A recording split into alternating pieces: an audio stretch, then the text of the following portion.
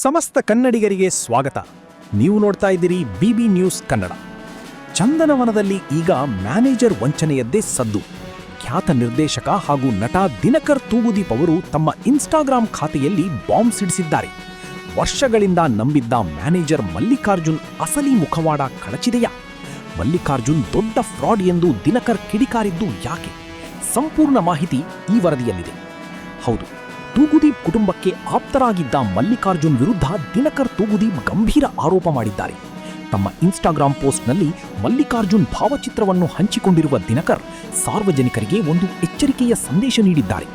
ಮಲ್ಲಿಕಾರ್ಜುನ್ ಒಬ್ಬ ದೊಡ್ಡ ವಂಚಕ, ಫ್ರಾಡ್. ಈ ವ್ಯಕ್ತಿಯ ಜೊತೆ ಯಾರೂ ಯಾವುದೇ ರೀತಿಯ ಹಣಕಾಸಿನ ವ್ಯವಹಾರ ಮಾಡಬೇಡಿ. ಒಂದು ವೇಳೆ ವ್ಯವಹಾರ ಮಾಡಿದರೆ ಅದಕ್ಕೆ ನೀವೇ ಜವಾಬ್ದಾರರು. ನಮ್ಮ ಕುಟುಂಬಕ್ಕೂ ಇದಕ್ಕೂ ಸಂಬಂಧವಿಲ್ಲ. ನಂಬಿಕೆಗೆ ದ್ರೋಹ ಬಗೆದ ವ್ಯಕ್ತಿಯ ವಿರುದ್ಧ ದಿನಕರ್ ಬಹಿರಂಗವಾಗಿಯೇ ಆಕ್ರೋಶ ಹೊರಹಾಕಿದ್ದಾರೆ.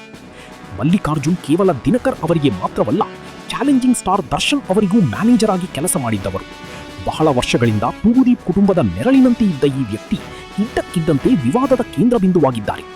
ಮೂಲಗಳ ಪ್ರಕಾರ ಮಲ್ಲಿಕಾರ್ಜುನ್ ಹಲವು ನಿರ್ಮಾಪಕರಿಂದ ಮತ್ತು ಸಾರ್ವಜನಿಕರಿಂದ ಕೋಟ್ಯಾಂತರ ರೂಪಾಯಿ ಹಣ ಪಡೆದು ತಲೆಮರೆಸಿಕೊಂಡಿದ್ದಾರೆ ಎಂಬ ಮಾತುಗಳು ಕೇಳಿಬರುತ್ತಿವೆ.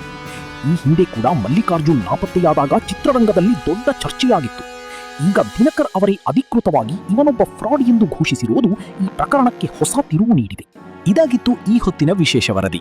ಸಮಗ್ರ ಸುದ್ದಿಗಳಿಗಾಗಿ ಸದಾ ಗಮನಿಸಿ ಬಿಬಿ ನ್ಯೂಸ್ ಕನ್ನಡ. ಇದು ಕನ್ನಡಿಗರ ಪ್ರತಿಧ್ವನಿ.